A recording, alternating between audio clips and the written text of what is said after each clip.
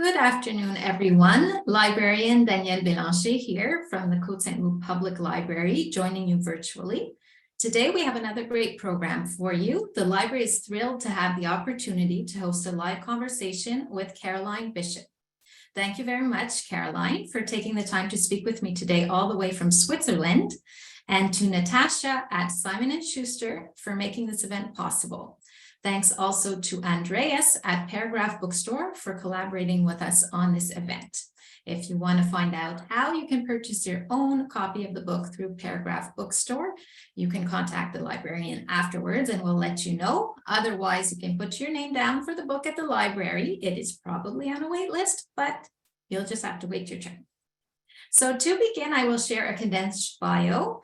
Caroline Bishop is a journalist, an editor, and the author of two novels, The Other Daughter and The Lost Chapter. For the past 15 years, she has written about travel, food, and theater for many publications, including The Guardian, The Telegraph, The Independent, and BBC Travel. A British Canadian, she currently lives in Switzerland. Visit her at carolinebishop.co.uk or connect with her on Twitter at CalBish, that's C-A-L-B-I-S-H. Before we discuss your second novel, The Other Daughter, or in North America, your second novel, let's speak about your bio. Caroline, how has working in journalism and as an editor helped you in novel writing?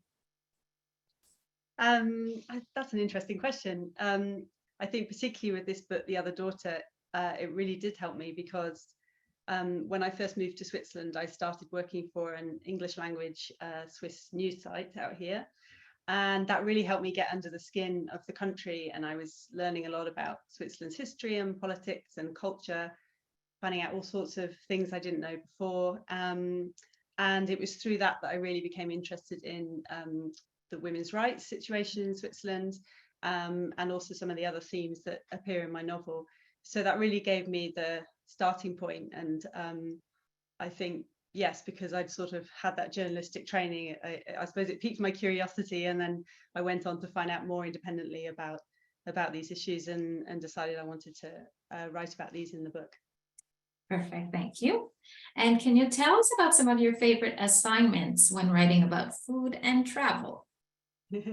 I think what I love most is uncovering sort of unusual aspects of Switzerland. Since I've been living here for 10 years now, and I've really made Switzerland my speciality. So, for example, I've been to visit a Scottish festival in Switzerland.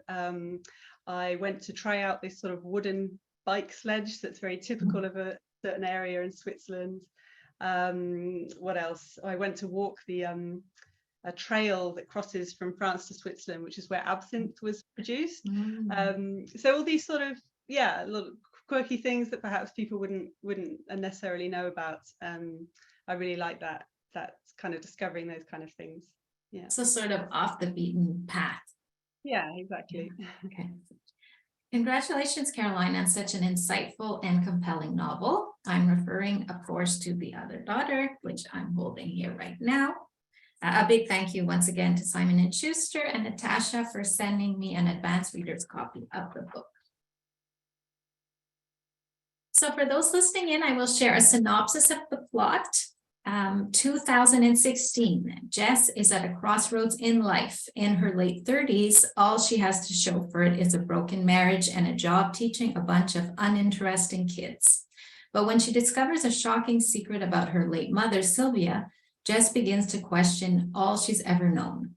Her search for answers leads to a 1970s article about women's rights in Switzerland that Sylvia wrote when she was a young journalist. But to uncover the real story of what happened all those years ago, Jess will have to go to Switzerland and find someone who knew her mother. 1976. Sylvia's life is on track. She has a loving fiance and her dream job as a features writer in a busy London newsroom. If only her editor would give her the chance to write about something important instead of relegating her to fashion, flowers, and celebrities. When Sylvia learns about the growing women's liberation movement in Switzerland, where women only recently got the right to vote, she knows the story could be her big break. There's just one wrinkle: she's pregnant. Determined to put her career first, Sylvia travels to Switzerland As she meets the courageous band of women fighting for their rights, she stumbles across an even bigger scoop, one that would make her male colleagues take her seriously. But telling the story will change her and her baby's life forever. Inspired by an important chapter of women's history, The Other Daughter is an unforgettable novel about the bond between mothers and daughters and the fight of women generations over for the freedom to choose their own path. Caroline, do you mind sharing what inspired you to write this eye-opening and very moving novel? Yeah, well, I think it was a number of things that sort of came together in my head. The initial sort of premise, I think really was inspired by my own background, in that I was brought up in Britain, but my mum's Canadian and my dad's British. And I felt growing up that I could easily have been brought up in Canada if my parents had made a different choice to settle there instead of the UK. And I often wondered how I would be if I'd been brought up in Canada. I'd have a different accent, and I'd have different friends and different cultural experiences. And yet fundamentally, I'd still be the same person. And I've always sort of been interested in that idea, I suppose, the sliding doors idea of, you know, how different someone's life could be if a different decision was made. So I was really interested in that sort of concept for quite a long time. And then after I moved to Switzerland, and as I said, I was working for this Swiss website and learning an awful lot about Switzerland's history and culture. And I think I knew before I moved to Switzerland that women got the vote at national level in 1971 in Switzerland, which seemed crazy late. But it was only really once I lived here that sort of really sunk in. And I thought, wow, that's so late. How would I have felt to live here and not be able to vote? Although I can't actually vote here because I'm a foreigner, so I know something of that. But so that sort of piqued my interest, and I started looking more into women's rights here, and realized that was the vote. But then after that, there was still a lot of other rights that came very late, things like access to abortion and maternity leave, and equality under the law, sexual discrimination laws, things like that, all came quite late. And I was just really interested in it. And this was around 2017, 16, 17, when President Trump came in the States, and there were all the women's marches around the world. And there was one in Geneva, which I went on. And it just felt like women's rights, it was an issue that was so pertinent still. And despite the fact that so much progress has been made, it feels like there's still more to do, and still that perhaps this is quite tenuous and things could change. And so this all sort of came together in my head, and I decided that I wanted to write about this theme in my novel. And can you tell us how you went about conducting your research for this novel, and how you decided what would be based on actual facts and what wouldn't be? Yeah, that was really hard. I think, you know, as a journalist, I did an awful lot of research for this novel, and I think as a journalist, sometimes I was, you know, felt a bit tied to facts, but at the same time, it's fiction, and I didn't want my characters to be real. They're loosely inspired by people I've read about, but they're not real. They're fictional. So that was kind of a balancing act, and as a first-time novelist as well, because this was my first novel in the UK. So that was a tricky balancing act, I think. I read an awful lot. I went to libraries around here. I spoke to some experts on the subject. Yeah, so it was about balancing the facts that I discovered with a fictional story, and making sure it was a good strong plot and good characters that you could root for and relate to. And Switzerland's a very complicated country, so looking into the laws and everything that happened was actually quite a difficult task, because Switzerland has a cantonal system, and there's sort of 3 layers of government. So while some things happen at national level, a lot of things happen at cantonal level, which is sort of like the province. And so just saying a blanket thing like women got the vote in 71 is not entirely the whole picture, because a lot of the cantons gave women the vote at different times. So it was really quite complicated, and trying to get a sense of this over to the reader, but also not bog people down in dry facts was quite challenging at times. So your novel made me want to do a little digging of my own on Canada's suffragette movement and discovered Quebec, our province, was the last Canadian province to grant women the right to vote in federal elections. In Quebec, it was in 1940, despite many other Canadian provinces having granted this right from 1916 to 1926. So the order for Canada, for those who are interested, was Manitoba, Saskatchewan, and Alberta in 1916, British Columbia and Ontario 1917, and Nova Scotia 1918, New Brunswick 1919, Prince Edward Island 1922, Newfoundland 1925, and Quebec 1940. Aboriginal women were the only group to acquire these rights after Quebec. This happened in 1960. So did you end up looking at the women's suffrage, I don't know, I have trouble with this word, movement across the world when preparing for this novel? Because I did read that New Zealand was the first. Yes, yes, I did. Yeah, I think New Zealand was something like 1896. I might not be quite right, but it was end of the 19th century. Yes, and I found that really interesting. And actually, although Switzerland was so late, the sort of campaigning started way back then. So it was a really long fight. There were people, I think there was a women's organization in Zurich that started campaigning perhaps even earlier than that, like a long time ago. So it was a long old fight. But yeah, it was really interesting. And I think I mentioned in the book that Liechtenstein, which is a principality, yes, obviously very close to Switzerland, I think there's only about, I might be wrong here, but it's very few people who live there, maybe 30,000 or something. I might be wrong about that. Was even later. I think they were something like 1985. So yeah, it's just, yeah, I find it really shocking. And there was one canton in Switzerland that held out giving women local voting rights until 1991, which is crazy to me. Yes, that was crazy. And I was also surprised that, you know, maternity kind of laws and packages, the way we know them now, Quebec is known for having great maternity leave right now in Canada, but that only happened in Canada in the 1970s. That surprised me too. I thought that would have been sooner than in the 1970s. I think a lot of things we take for granted, and then you look into it and you think, oh, that was actually really recent. So this novel features a dual narrative between Jess and Sylvia, allowing the reader to explore both the past and its effects on the current time. How did you go about exploring this style, and did you enjoy it? Because it is enjoyable to read. Thank you. I'm glad about that. Like I said, this was my debut novel, so I didn't massively know what I was doing. It was very much a question of figuring it out as I went along.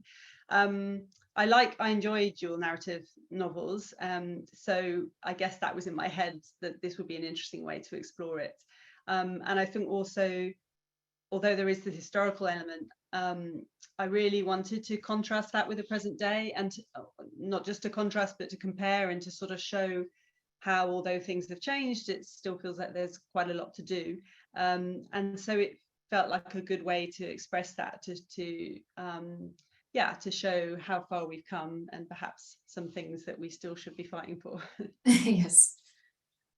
Your novel has been described as timely, perhaps because we're still fighting for equal pay, for equal work across the globe today. Is there anything that you found surprising when researching this novel?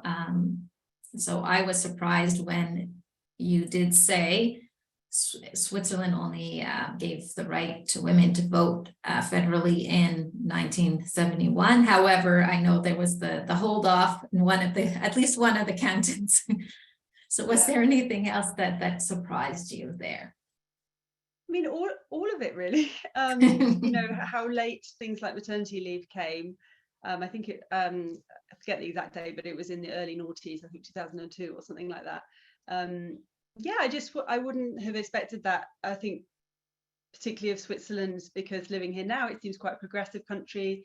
There've been several women presidents, so the system's quite a bit different here, but there have been several women presidents, and there's quite a lot of women in parliament, and it feels like quite a progressive country to live here. And so all of that was quite a big surprise.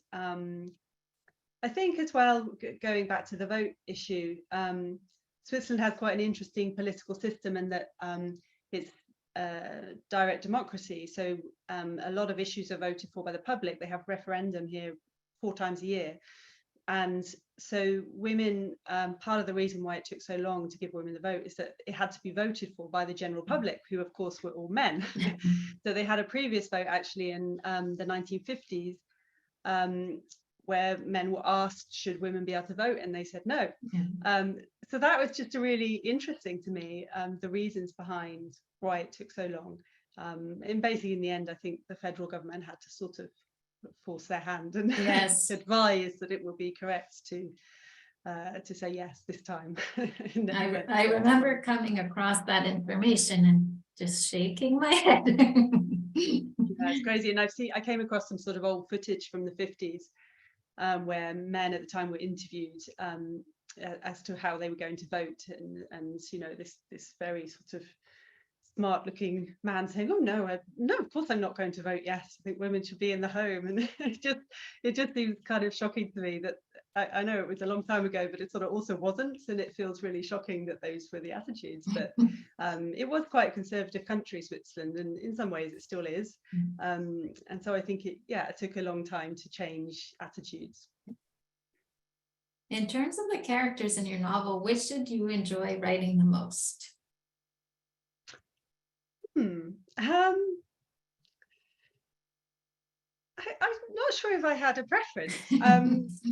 I like the variety of being able to write the 2 main characters. I suppose Sylvia, in a way, because her journey was, for me, I suppose that involved the most research, and it obviously being set in the past. That took quite a bit of work, and it was quite challenging, but I did enjoy finding out about everything I wrote about, so that was really interesting. But I think Jess's story as well, that was quite important to me, because I think it's sort of representative of how women can feel today and the issues that we still face. So sorry, that's not a very straight answer, but okay. I don't think I had a real preference.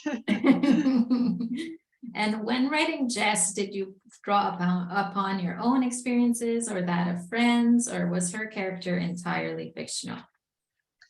I mean, she is entirely fictional, but of course, I think you draw on your own experiences to an extent. And I think that age, sort of late 30s, is quite a tricky time for women. And I drew on my own feelings about that, about, you know, the big questions about motherhood and family and trying to juggle kids with career and all that kind of thing.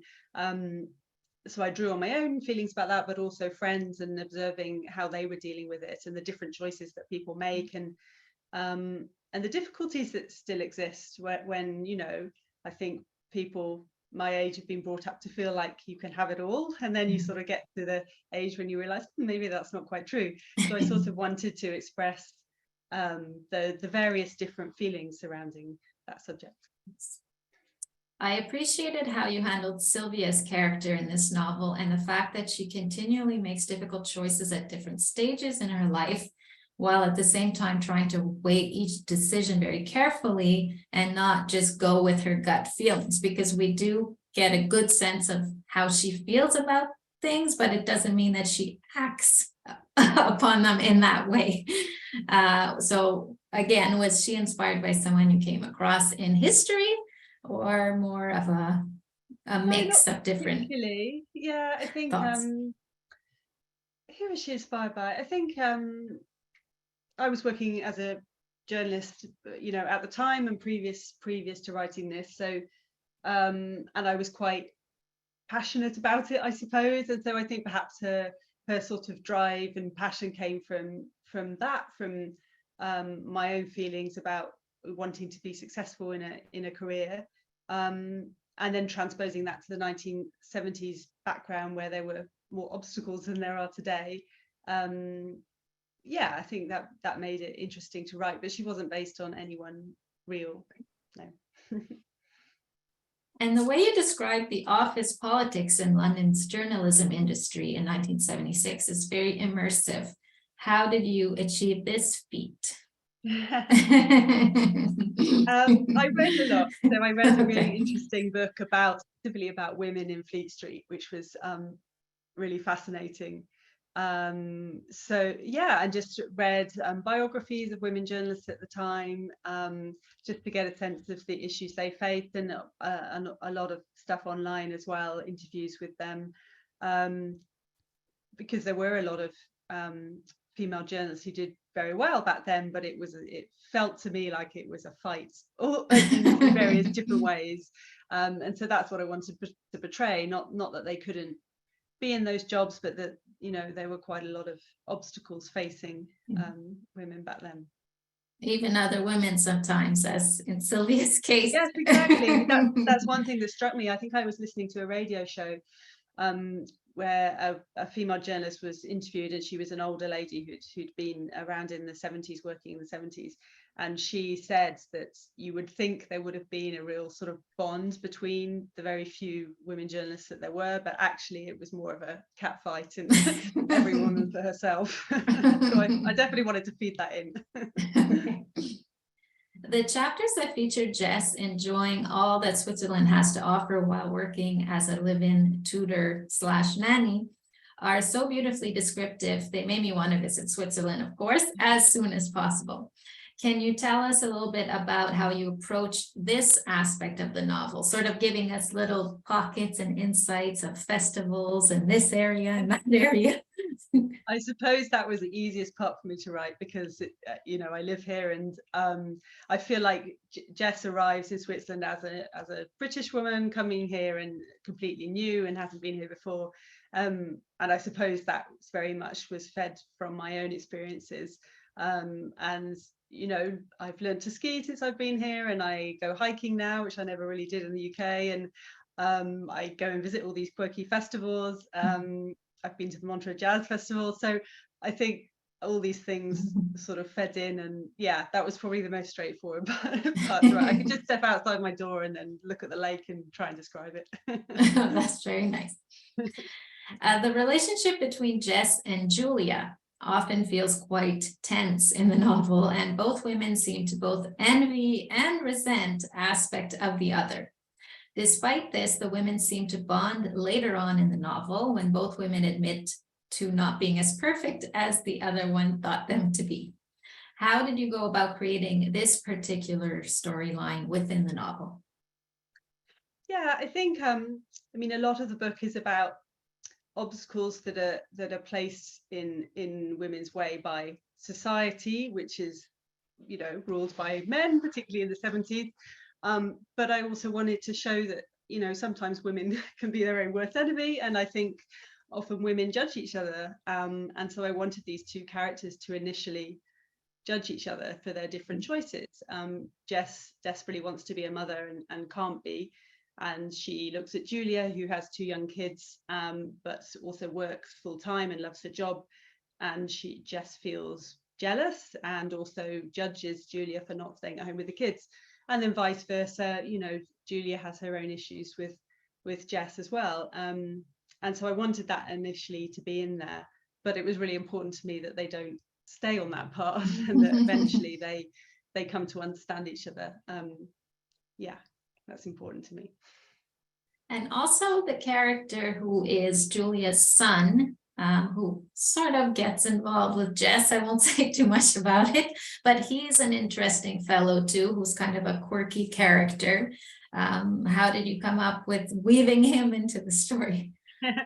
I suppose I wanted there to be a hint of a love interest in there. So he came from that. But also, I think one thing that I have noticed being out in Switzerland, obviously I'm a foreigner in Switzerland, and there are an awful lot of foreigners here. I think 25% of the population are not citizens. So that, again, was sort of part of Switzerland that I wanted to represent, I suppose. And so this character, Jorge, is a of Spanish origin who came to Switzerland with his parents when he was a teenager. So yeah, I suppose he was just representative of the type of people that I meet out here, and of that different side to modern Switzerland. And can you tell us a little bit about the Belanger, I'm sure I'm not pronouncing it right, I'm sorry, in Switzerland, which literally means children for hire? Yeah, so that was another aspect that came up when I was working as a journalist here, and I had never heard of it before, and I was really shocked. And for those who don't know, it's in the 20th century for a good many years, for several decades, children were taken from families and placed in either on farms or in institutions. They were taken from families for reasons that we would not deem acceptable today. It could have been because the family were poor, or because it was a single mother, divorced, or had a child out of wedlock. And these children were taken from them. And in the early days, it was mainly to put them on farms where they would work. And the idea, I mean, Switzerland was not a rich country back then. And so I think farming in particular was a tough life, and they needed all the labor they could get. So the idea was that these kids would, be child laborers on these farms. And not only that, but the system of welfare checks was not very robust, and many of these children were not checked on by the authorities who'd put them there and ended up being mistreated. So yeah, I mean, some more than others. Like some of them, I think, did have a reasonable experience of these placements, but others were treated abominably. So, and this went on for decades until I think in the early 80s, it was abolished. And then a few years ago, the government apologized, and there was a study into why it happened. So yeah, that has been in the news again since I've been living here, and I found it really interesting. Again, you wouldn't think a country like Switzerland necessarily that would have happened, so I found it really interesting to look into. And I think in terms of the novel, I went to an exhibition about it, and I realized how it's intertwined with the issue of women's rights, because a lot of these children were taken from parents, mothers, who were not sort of deemed socially acceptable because they were unmarried or divorced or somehow on the fringes of society. And so there was this sort of quite solid link with women's rights, and I thought it would be a really interesting issue to include in the book. I thought I had come across also the fact that women couldn't own property for a long time in Switzerland. It was under the name of the husband. I can't remember the year when that changed, but it was surprising to see how long it took women to acquire certain rights and in sort of all realms that are important to yeah. I mean, I think if a woman was married, and I can't remember the exact date when it changed, but for a long time they essentially had no rights. It was their husband who had rights over them. So in terms of whether they could even have a job or not, it was up to the husbands, which I find really incredible. There's a brilliant film, actually, if anyone's interested. It's called The Divine Order, and it's about the run up to the 1971 vote, when women finally were granted the vote, and it's about a group of women and their reactions to it. And it's fiction, but obviously based on facts of the time, and it's a really brilliant film. It's really funny, actually, and just gives you a really good sense of Switzerland at the time and the issues involved. So you did say earlier on in the interview that Switzerland is it seems to us also as a very progressive place to live, but also in all my reading about Switzerland, when preparing for the interview, I came across a lot of articles saying that attitudes are still kind of need to change, where it's very traditional in many people's minds from older generations, where the woman is at home and the man works. Yeah. Can you tell us how your experience has been, and if you've seen that, or if you feel like it's evolving and it keeps evolving in the right direction? I mean, it is evolving, of course, but I do think that in some ways it's quite a conservative country. I think there's quite a split, because you see it when they have these referendums every so often, and often if it's a fairly, I don't know, contentious issue, you see a real split in the voting pattern. So often I think the cities are quite progressive. There's probably a larger proportion of younger people there, perhaps more international people as well.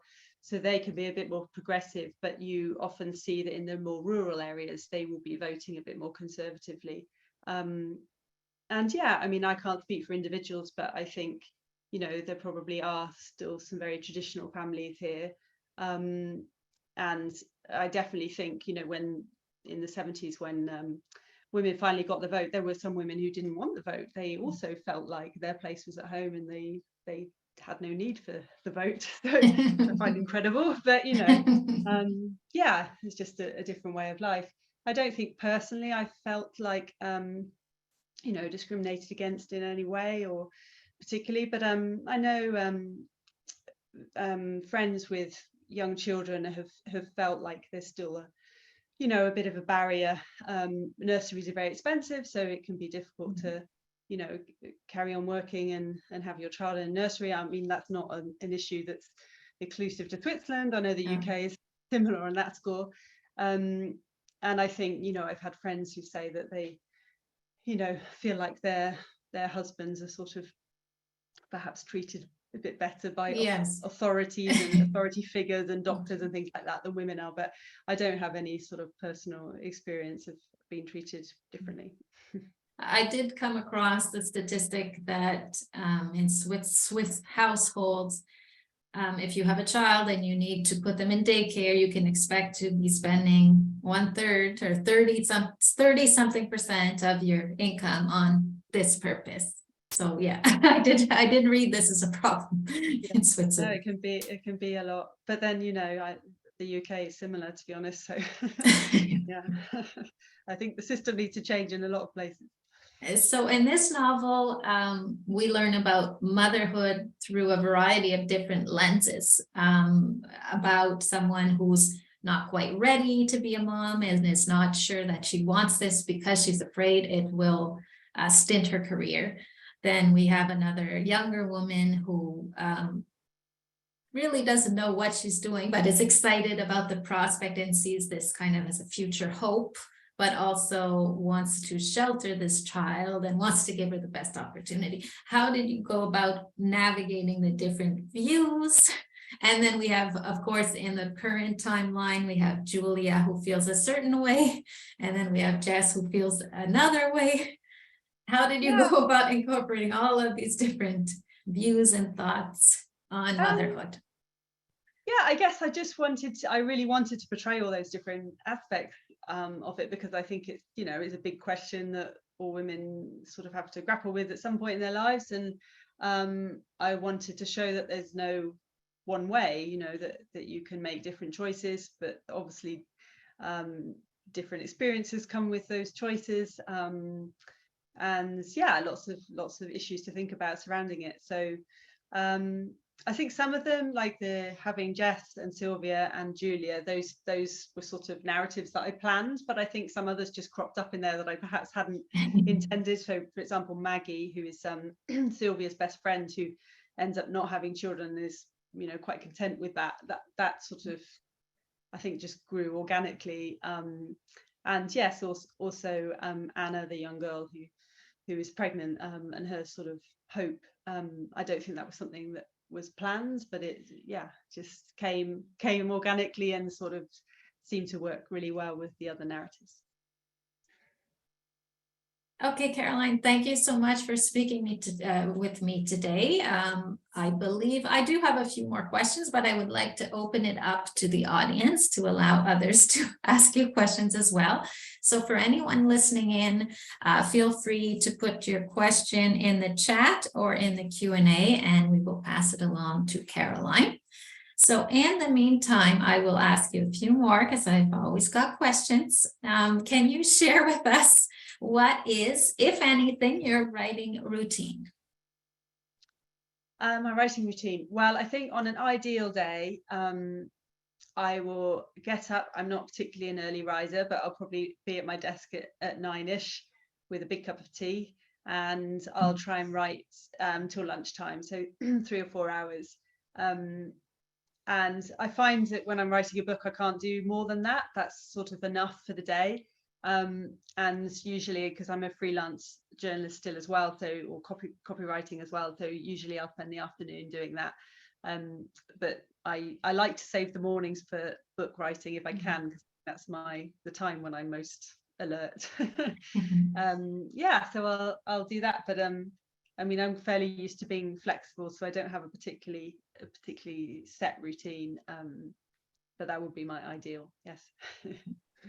And how do you go about setting the mood before you put it into words? Are there techniques you use? Like some people sort of draw, have storyboards, some people pin up sort of almost like a vision board of what each timeline looks like. I don't really do any of that. I do tend to just keep a Word document with a vague plan, but it can be quite vague. I sort of plan as I'm going along. I'm not very good at planning the whole story at the beginning, so I'll usually write a bit and then maybe plan a few chapters out and then write a bit more. But I find, yeah, I'm not one for sort of post-its or spreadsheets really, but I find the most useful thing is just giving yourself time to think. And again, like I say, I'd only really write sort of 3 hours or so in the day. And then if I have time and I'm not doing anything else, just going out for a walk in the afternoon or a swim or something like that, I find is actually just as important as sitting at your laptop, because it really gets the ideas going. So if ever I'm a bit stuck on something, then if I go for a walk or a swim, then hopefully by the end of that, I've got the answer to my question. Not always, but sometimes. And you said you're not usually very good at the beginning. And I was going to ask you, for this novel, did you start by the beginning? Did you start by the end? Or you really took it kind of one piece at a time? I always write chronologically. So I didn't write one timeline and then the other. I wrote both together, chapter by chapter. Yeah, I don't know if that's how other people would do it, but I find that's the best way to get the story really integrated, because you don't want them to be two separate storylines. You really want it to be integrated. So that's what I found works the best. But I think it's also that because I'm not very good at planning, I really just am discovering the story as I write it. So I couldn't jump ahead because I don't know what's going to happen yet. Okay, I see something has popped up in the Q&A from Maria. As a travel writer, if you were to choose somewhere to go and write about right now, where would it be? I could choose somewhere to go and write about it. Gosh, so many places. I have at the moment a yearning to go to Eastern Europe. We've my partner and I have talked about doing a road trip. So I'd love to go to the Czech Republic and Slovakia, and I've been to Slovenia before, but yeah, heading in that direction. Romania, Albania, maybe. Okay. Okay. And a question I always like to ask authors is, because sometimes I find the answer shocking, is how long did you spend yourself on editing the novel? Oh, I mean, the majority of the time. I find for me, the first draft is the hardest bit, and I can really struggle and find it a real slog to get through that first draft. But I actually love editing. So once I've got a first draft, I mean, I might do 8, 9 drafts after that, but I don't mind that. I quite enjoy it because I feel that's when you're really crafting the story. The first draft for me is really hard work. Okay.